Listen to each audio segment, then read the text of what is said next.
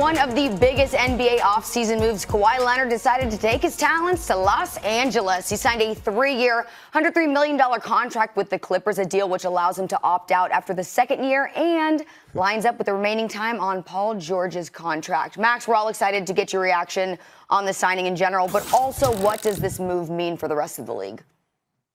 In LeBron's absence from the playoffs, because in the regular season, Steph had won MVP, KD had won MVP.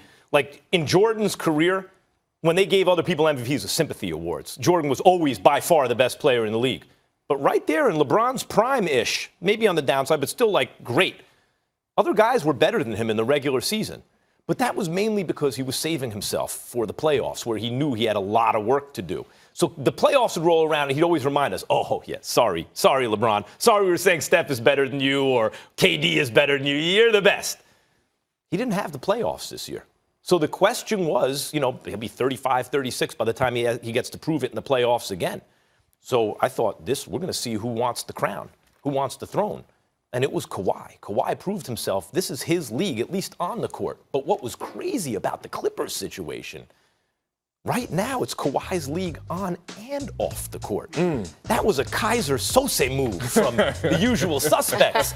Oh, friendly Kawhi and everything's nice. Oh, what a aw shucks guy, right? Very quiet, keeps to himself. Maybe he'll join the Lakers. Nah. That was a power move. You think that was a setup? Silent assassin. Was a setup? I think Kawhi always wanted to go to the Clippers. He wanted to go back to L.A., but not to the Lakers. Yeah. Not to do what already's been done by so many. He very quietly let it. Maybe Toronto has the best chance to get it. Yeah. Maybe the Lakers do. And while all that's happening, he's on the phone recruiting Paul George to the Jerry West, Doc Rivers Clippers. This is, at this moment, now LeBron has a chance to flip it again this season, but at this moment, this is Kawhi Leonard's league, and he does it without making a peep. He does it. It's the ones you don't see coming that you got to worry about. That's Kawhi Leonard. Max, I've never seen a player in the NBA rise this fast. And I understand I'm speaking about a guy who's a finals MVP, due to many 50-win seasons in San Antonio. But you got to dissect the last 3 years of what Kawhi Leonard has done. Spurs, thrown under every bus imaginable, scrutinized, soft, weak, doesn't speak, whatever it is. Gets moved, sent as far away as he can be sent. Goes to Toronto, wins the championship in the first year.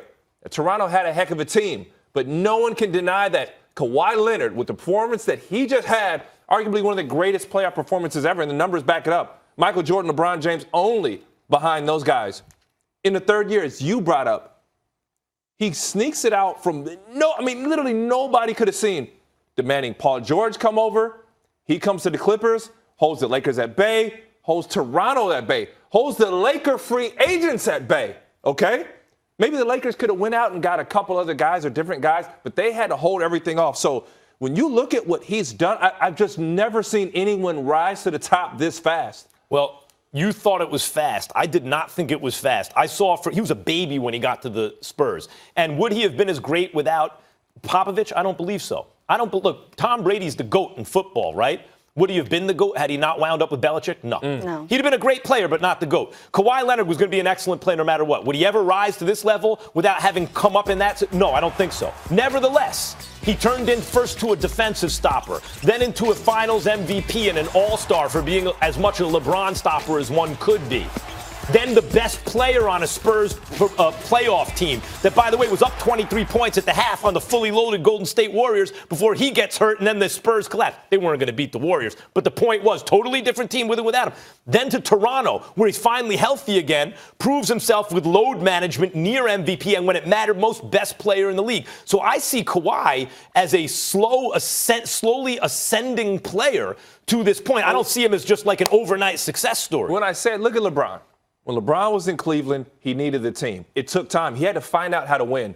Goes to Miami, gets around some great players, good coaching, great organization, wins in Miami, learns the game. Now he goes back to Cleveland, gets his ring, does everything he needs to do, sets records, history, whatever you name it, and then after that, LeBron goes to L.A. Took time. Kevin Durant couldn't get it done in OKC. Goes, gets his rings, gets his credit, his status up. Now KD goes to get his own ring.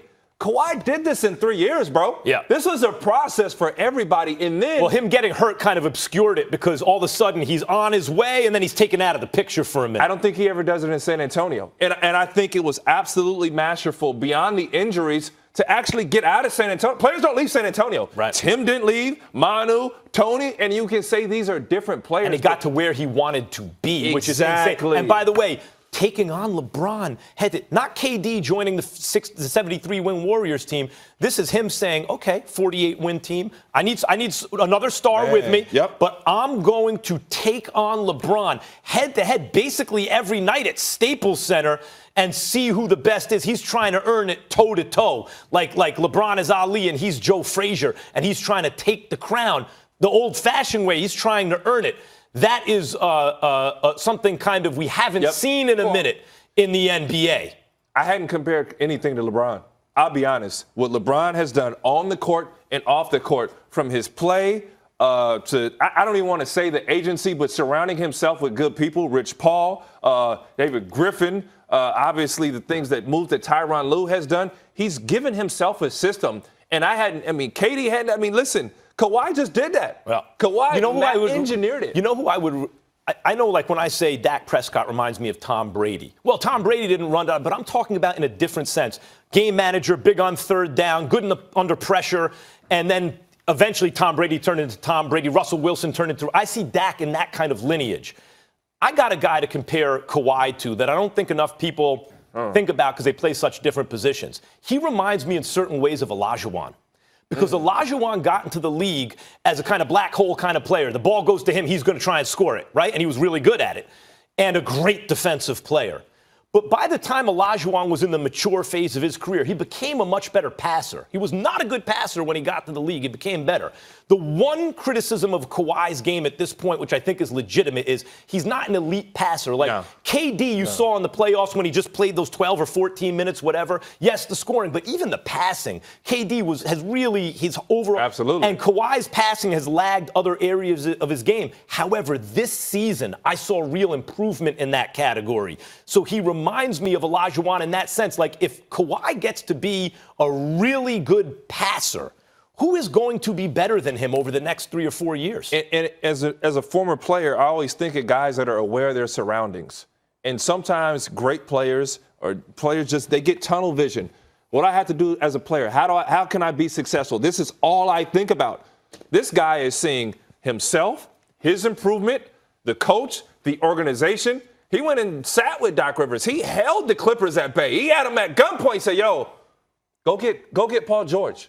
Go get Paul George, or I'm not coming." Nobody needs to know about this. Magic ain't knowing. Jeannie ain't knowing. Toronto ain't knowing. Drake ain't knowing. Go get me Paul George, and I'm coming. And they made this happen. I mean, literally, it was ridiculous. And I think about the deal. Shai Gilgeous-Alexander is a real good player, by the way. He's going to be a real good player. I know the Clippers didn't want to let that kid go. Not. And it had to be, it was one way or the other, but Kawhi put himself in that situation. This is not just, let's form a super team. This is a 48-win team that beat a fully loaded Golden State team with a healthy KD in his prime going bananas on the league, like berserk, right? They won 2 games from that team. Now, take that team, take off Gallinari and Shai Gilgeous-Alexander, and replace those two who are very good players. Yeah. Alexander, ascending, and Gallinari already good. Replace those two with Kawhi Leonard and Paul George on a fully functioning unit with Doc Rivers as the coach. It's a problem. And even his run through the East, Philadelphia, Jimmy Butler, Embiid, Simmons, then guards Giannis. Literally, listen, we're hard on Giannis. There was nobody guarding him. Look, there were centers that couldn't guard Giannis or stop him from getting to the paint. And he guarded him and was a playmaker. Well, to be fair to Giannis, that was a team concept. But when Kawhi was on him, Giannis was not getting anything. Even in a team concept, that man couldn't be stopped. When you looked at the Boston Celtics, they had to put 4 or 5 guys in the paint, and then they start kicking the ball around the horn, knocking down three-pointers. Giannis had been unguardable. LeBron did it for a minute in Miami. But and Kobe did it when it mattered most. But Kawhi is like those guys in the sense that not only is he the focal point of your offense, and he's very efficient and he's clutch, but then defensively, he will take on the best player on the other team. And we just said Giannis is really a 5 more than anything. He takes on even a physical mismatch, and you cannot do a better job than what Kawhi does. I mean, defensively, I would say for a player of his caliber, it's not even smart for him to be guarding the other player. You need him on offense. So the way he played both sides of the ball, I could argue he's the greatest two-way player defender of all time. I have not seen a guy literally go from guarding Giannis to LeBron to KD to any of these guys. Well, LeBron did it in Miami at his best.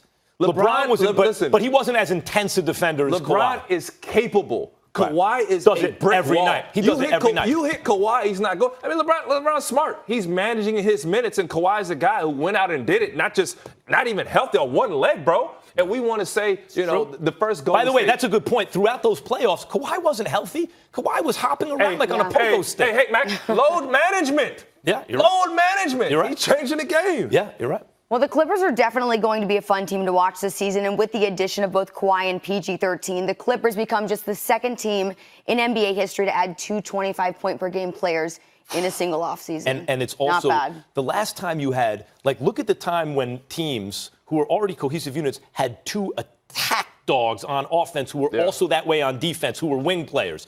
The Bulls, Jordan and Pippen, how did that work out? The Heat, LeBron and Wade, how did that work out?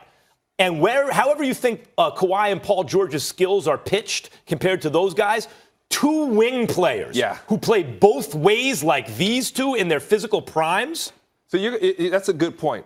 And one thing you're always going to hear me harp on the way you win today, defense and versatility. You got 2 guys who can literally guard 1 through 5, guard any position. They're going to be taking turns. Who wants LeBron? You got him? Who wants AD? You got him? They're going to be switching off. And these guys can shoot the 3, go get it off the bounce, and defend. They play both ways. You literally couldn't have a more ideal situation. What about the passing? See, Kawhi's passing has come along, but he's still not an elite level passer. I would challenge the Clippers starting 5 if I want to say there's a problem there. Doc Rivers is going to have to scheme some real points because Pat's a decent passer. Paul George a little improved, but it's not natural for either of those guys. But defensively, by the way, you just mentioned Patrick Beverly too. Let's wrap this segment up because we have some more basketball to talk about next segment. Coming up on First Take, Coach K says Zion Williamson was out of shape and should not have played in the Summer League. Are the guys worried about Zion's health? That debate is next. Keep it locked right here on First Take.